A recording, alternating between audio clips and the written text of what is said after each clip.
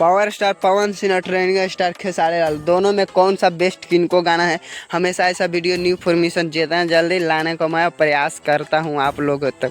खेसारी लाल का आज गाना है जिस गाना के नाम है रोप लय भौजी। रोप लय भौजी गाना तो धमाल और बवाल भोजपुरी इंडस्ट्री में मचा के रख देते हैं। आप लोग नहीं सुने तो जाके सुनिए, जिस गाना के नाम है रोप लय भौजी।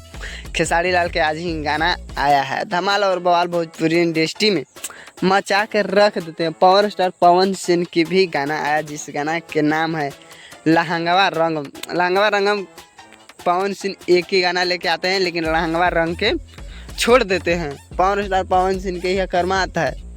पवन सिंह के गाना जिस गाना के नाम है लहंगवा रंगम अच्छा खासा रिस्पॉन्स मिल रहा है, मिलेगा क्यों नहीं। लेकिन पावर स्टार पवन सिंह एक ही गाना लेके आए हैं लेकिन खेसारी लाल के सब गाना पर भारी पड़ जाते हैं।